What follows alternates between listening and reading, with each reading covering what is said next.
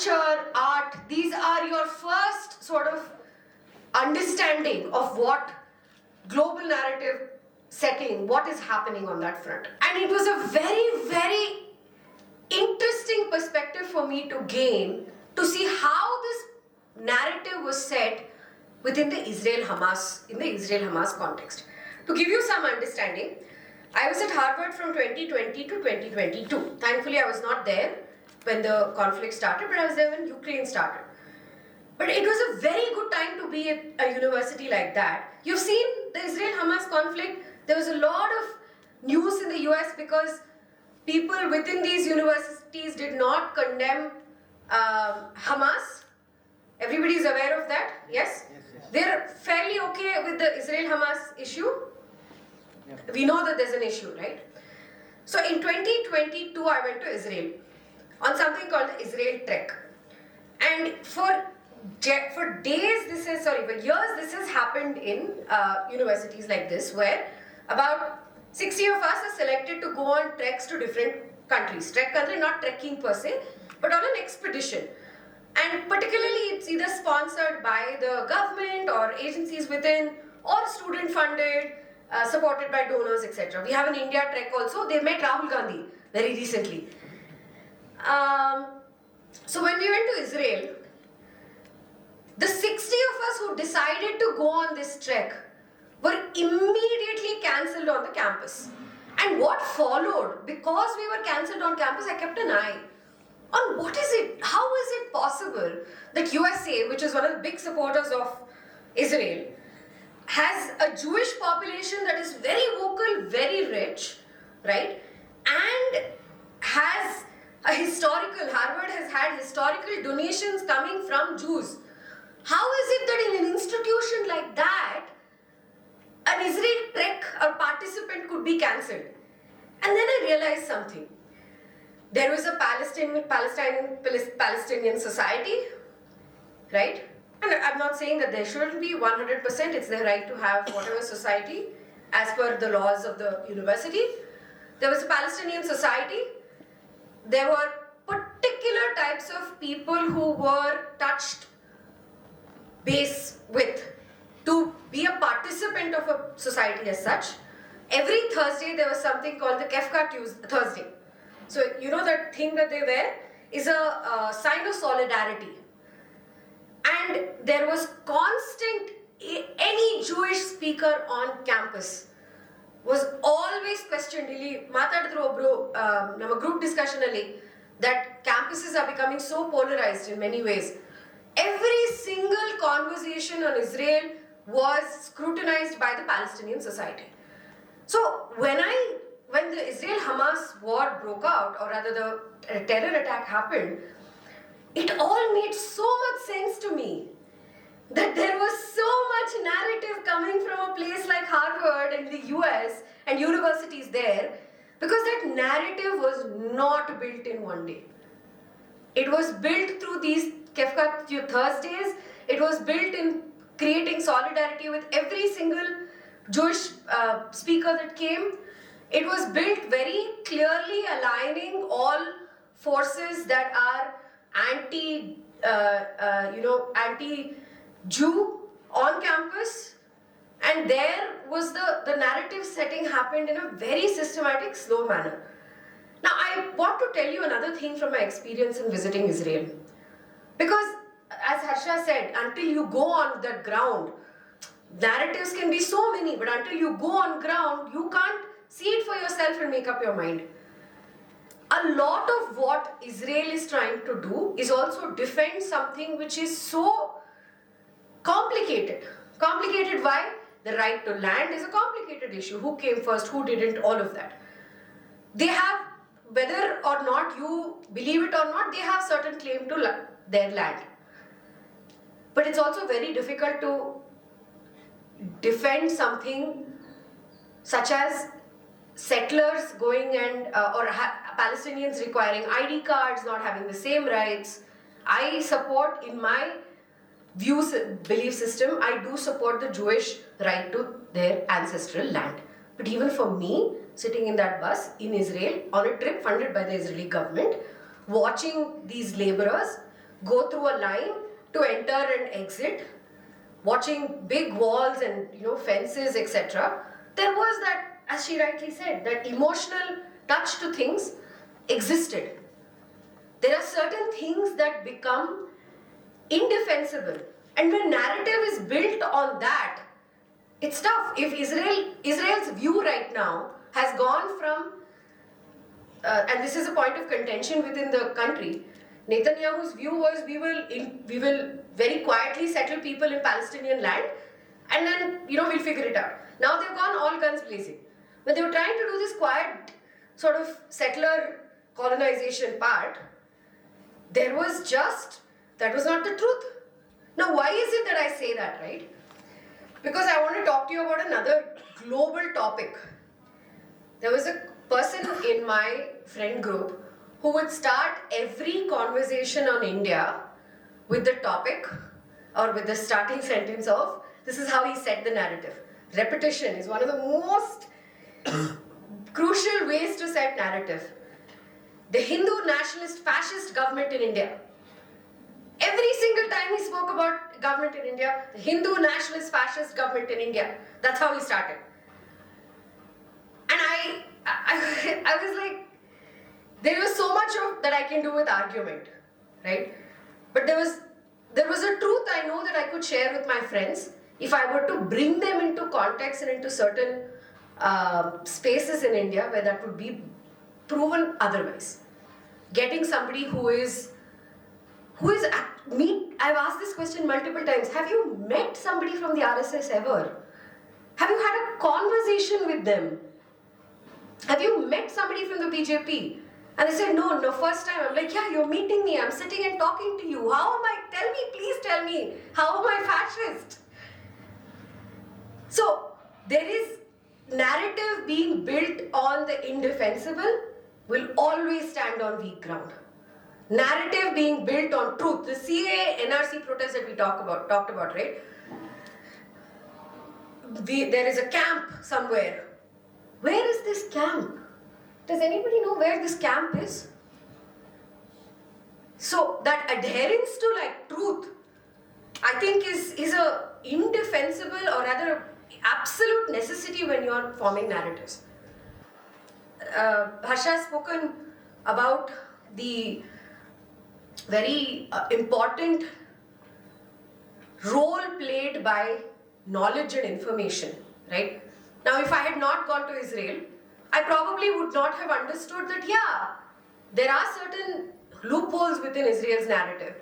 But I also wouldn't have understood if I hadn't spent time going to Kefka Thursdays, which you could have, as somebody who completely did not believe in it, you would have wondered, why am I hanging out with some pro-Palestinian students? I think it's very important to have that perspective. Go listen. But at the same time, do that when you have your understanding of an issue, right? Setting a narrative does not mean mimicking social media trends or mimicking what requires to be done. So the mantra is rigor, rigor, rigor in research. Whether you do it through newspapers, whether you do it through books, none of the social media-led contexts are going to be enough for it. We had a lot of conversation on China. So I'm going to take 5 minutes to talk to you about what is it that we need to be prepared of in terms of how these narrative wars are going to impact us both globally and otherwise, given there's an election coming. You remember this? Anybody knows of this company called Cambridge Analytica? Yeah. Okay, so what Cambridge Analytica essentially did, I think 2015 during the Trump election, was, and there's a beautiful documentary on Netflix called Social Dilemma. Please watch that as well. And if you're a reader, then read Seeing as a State. You will come out scared and have to keep the book away for 10 days, but that's okay.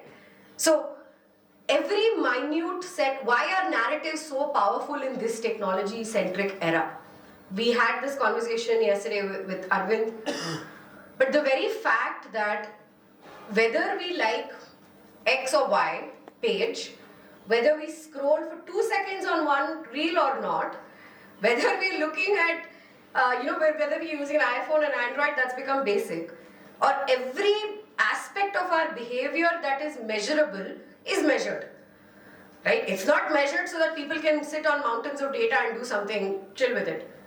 It's measured so that it can go from being information to intelligence. Who uses that intelligence? Why was TikTok banned in India? I can remember this with my eyes closed. There was a time where in Delhi's CP, Connaught Place, it's a circular market, okay? That entire market, you have to go like this, like this, like this. Because every single corner has a TikToker. That's all young people were doing. I'm not saying that Instagram Reels has a different algorithm necessarily. But TikTok's algorithm is super powerful. It's very well visible both in the global context and it was in India as well. And the data was sitting with somebody who would use that intelligence against our national security.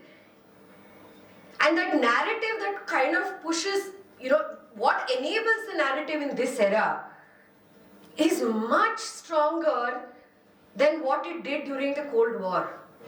So if we're entering into a new Cold War with an entity such as China, who has mastered the art of technology-centric deception and narrative creation, imagine we have to take extreme steps like banning TikTok. I don't know if there is any other way.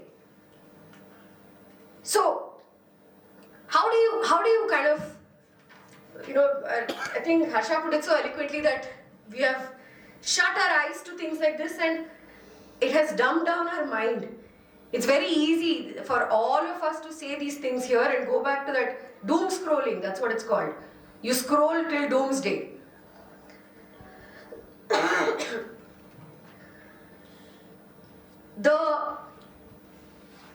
The base of all of this cannot be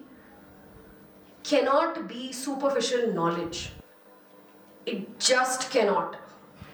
The base of our resistance, the base of our fight back, the base of tackling narratives, the base of having our own perspective cannot be superficial knowledge. You would have noticed in this entire Young Thinkers Meet, people who are well read or better read and who have spent more time understanding an issue versus those who have not. It is very visible. The base of any tackling of narrative requires the creativity which anyway comes with your generation. It comes for the Gen Z as automatically as breathing or eating, I feel. But the tough part is accumulating that knowledge. So focus on what you read. I know it's a tough ask. It's a tough ask for me as well. Trust me, I haven't read Harsha's book yet. So, reading is a tough part. But listen to podcasts. How many of you all listen to Smita Prakash's podcast? Okay, so Google that. Smita Prakash podcast is doing really well. A lot of good people in India listen to diverse viewpoints, right? So to have that strength of narrative, one needs to have the strength of knowledge. And speaking, there are two ways in which a narrative can be tackled. It's either by questioning the premise, and what is the basis of that they've come up with. Let me give you an example. A speaker spoke about Hindi imposition. There was recently the Karnataka Rakshana Vedike went and pulled down some boards in Chickpet in Bengaluru. Are people aware of that? Yes. Yeah? So, the narrative that went around was that no North Indians, no Kannada. North Indians do not speak Kannada. Chickpete has only Marwadis. No Kannada. But the truth, if you have lived in Bangalore long enough, will know that the Marwadi community came to Bengaluru many decades ago, are more Kannadiga than Kannadigas sometimes. And we call them Madus. And they all study and live in particular areas. And therefore their food has influenced ours, our food has influenced theirs. Right? So having those data points, you can't put all North Indians under that same blanket. Yes, there are some people from the north. 25% of people who come to Bengaluru, who specifically work in IT jobs, who stay for only 2-3 years, do not make the effort to speak Kannada. Versus all North Indians don't speak Kannada. Data.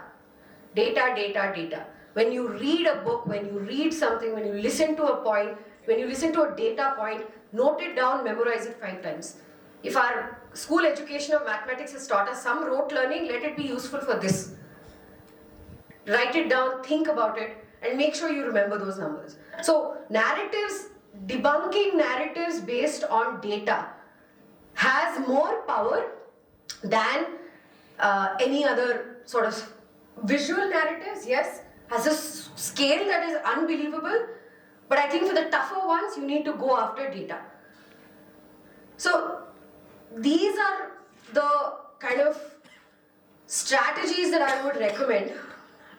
There's a book coming out by the finance minister called Bharat Needs Its Own Narrative, launching sometime soon, I think. And just look at the use of those different words, right? There was a time where we wouldn't have used Bharat, we would have said India. India needs its own narrative. And now we've shifted so slowly, beautifully. There is also that narrative push from our end. Support that too. So while we go after false narratives and narratives that we do not necessarily agree with, there is also a requirement to strengthen our own narrative. So these are a few points that I wanted to share with you all. If I can add to... Yeah, sure. We can continue the discussion. So